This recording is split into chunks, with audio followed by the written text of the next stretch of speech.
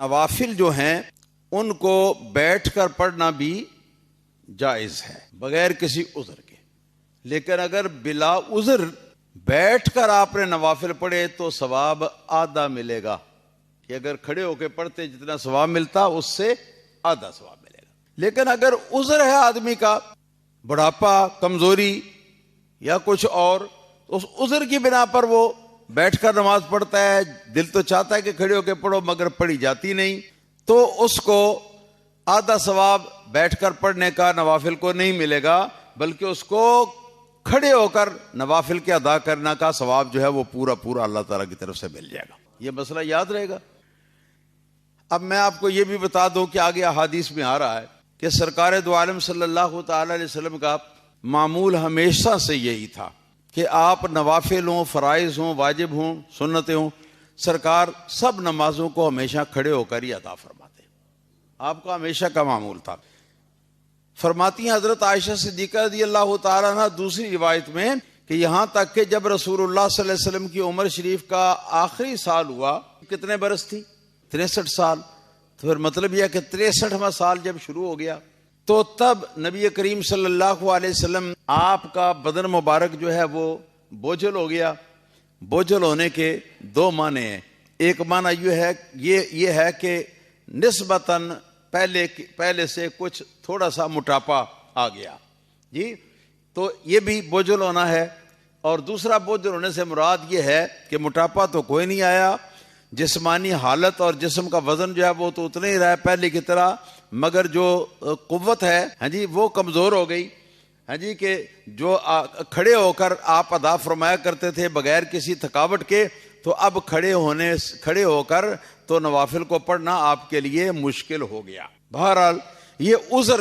قائم ہوا نبی پاک صلی اللہ علیہ وسلم کے لیے آپ کی زندگی ظاہری مبارکہ کے آخری سال میں، تو تب سے سرکار دو عالم صلی اللہ علیہ وسلم آپ نوافل جو ہیں تہجد کے ان کو بیٹھ کر ادا فرماتے تھے، لیکن پھر بھی آپ کا شوق تھا کہ کھڑے ہو کر پڑھیں۔ تو پھر فرماتی ہیں کہ رسول اللہ صلی اللہ علیہ وسلم اب اس حال میں یا اس عمر کے حصے میں نوافل جو ہیں ان کو بیٹھ کر پڑھتے رہتے اور قرات جو ہے وہ کرتے رہتے، لمبی سے لمبی قرات یا جتنی بھی قرات کرنا ہوتی وہ کرتے رہتے بیٹھ کر۔ فَإِذَا بَقِيَ مِنْ قِرَاءَتِهِ قَدْرُ مَا يَكُونُ 30 أو 40 آیَةً قَامَ فَقَرَأَ وَهُوَ قَائِمٌ۔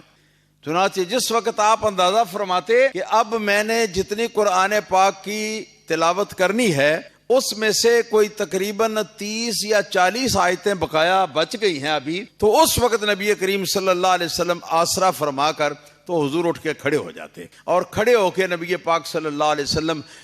اس قرات کو آپ پڑھتے، اور اس کے بعد پھر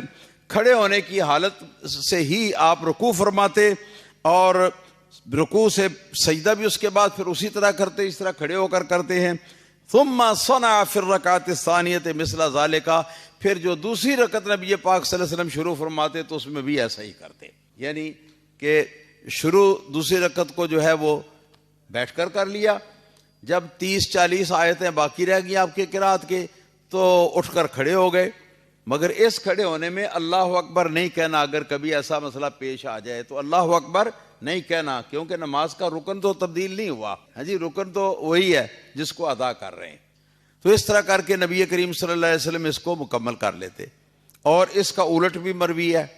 بعض اوقات ایسا بھی آیا ہے کہ سرکار کھڑے ہو کر نماز شروع فرماتے اور قرات کرتے رہتے یہاں تک کہ جب تھک جاتے کہ اب کھڑے ہو کر مزید پڑھا نہیں جاتا تو نبی کریم صلی اللہ علیہ وسلم اب بیٹھ جاتے، اتحیات کی شکل میں بیٹھ کے ہاتھوں کو اپنے زیر ناف باندھ لیتے، اور باقی قرات جو ہے وہ مکمل کر کے تو رکوع سجود وغیرہ جو ہے وہ پھر بیٹھے سرکار ادا فرماتے۔ اس طرح بھی ہے۔ تو یہ سہولتیں ہیں جو شرع شریف نے دی ہیں۔